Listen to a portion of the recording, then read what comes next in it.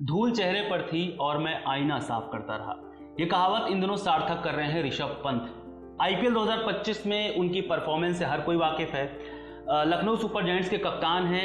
12 मुकाबले उन्होंने खेले हैं जिनमें 11 पारियां खेली और सिर्फ 135 रन बनाए हैं और उसमें भी 63 हाईएस्ट है। अब सबसे बड़ी बात यह है कि जिस वजह से वो 27 करोड़ रुपए में खरीदे गए थे, यानी कि 23 पारी खेलेंगे, अपनी टीम को जिताएंगे, मगर उनका जो स्ट्राइक रेट है वो सिर्फ 100 के करीब है। यानी कि उनसे ज़्यादा रन तो उनकी टीम में खेल रहे आयुष बडोनी ने बनाए हैं 329, जो सिर्फ 4 करोड़ रुपए में खरीदे गए थे। खैर, ये अलग बात है। मगर जब इन तमाम उनकी जो परफॉर्मेंस को लेकर के बात चली, एक खेल पत्रकार ने सोशल मीडिया अकाउंट एक्स पर शेयर किया कि वैभव भोला ने 2026 के आईपीएल में पंत रिलीज किए जाएंगे। उन्होंने लिखा ब्रेकिंग न्यूज़ और लिखा क्योंकि लखनऊ सुपर जायंट्स को ऐसा लगता है पंत के लिए 27 करोड़ रुपए बहुत ज़्यादा हैं।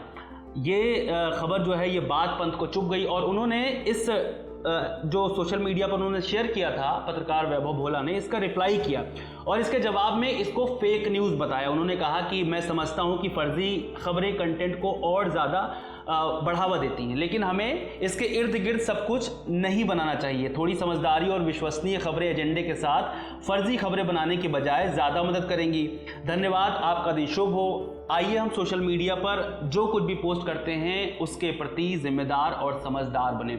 अब ये खबर सच है या झूठ, ये तो मैनेजमेंट जानेगा एलएसजी का, मगर जो उनकी परफॉर्मेंस है उसके हिसाब से जो ऋषभ पंत की बौखलाहट है वो साफ दिखाई पड़ती है। क्योंकि लगातार जब एलएसजी मैच हार रही है, आपने देखा होगा कि 12 मुकाबले में 5 मैच सिर्फ जीते हैं लखनऊ सुपर जायंट्स वाले और 7 मुकाबले हार चुके हैं, प्लेऑफ से बाहर हो चुके हैं। यानी अब कोई उम्मीद नहीं है उनके आगे जाने की। अब ऐसे में सवाल खड़ा हो गया है कि क्या 2026 के आईपीएल में भी ऋषभ पंत टीम के साथ जुड़े रहेंगे या नहीं जुड़े रहेंगे। तो इसको लेकर के अलग अलग कयास लगाए जा रहे हैं। अब जब ये सोशल मीडिया एक्स पर जब ये बात चल रही थी और जब पंत ने इसका जवाब दिया, तो एक बार फिर से वैभव भोला ने उन्हें आगे कहा कि मुझे नहीं लगता आप लखनऊ में फैसले लेते हैं, आप कप्तान रहेंगे या नहीं ये मैनेजमेंट तय करेगा। और उन्होंने कहा कि आगे जो आपके 2 मुकाबले बचे हैं उसके लिए आपको शुभकामनाएं। 2025 के जो मुकाबले बचे हैं उसका आप आनंद लीजिए। खैर, ऋषभ पंत के लिए आगे क्या होगा क्या नहीं होगा ये तो भविष्य तय करेगा, मगर जिस तरह से उनकी परफॉर्मेंस है और जिस तरह से संजीव गोयनका उनसे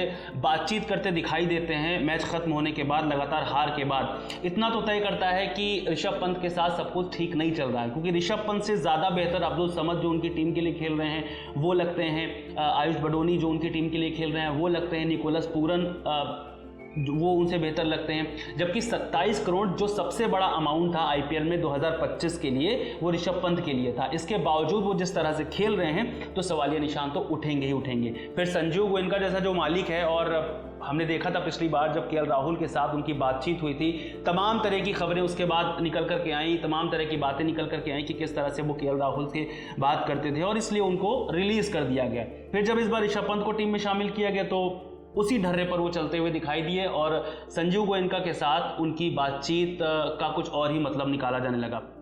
अब ऐसे में 2026 में ऋषभ पंत कंटिन्यू करेंगे या नहीं करेंगे ये भविष्य के गर्भ में है। फिलहाल इस खबर में इतना ही। अगर इसमें कुछ भी अपडेट होती है तो हम आपको ज़रूर बताएंगे। बहुत शुक्रिया।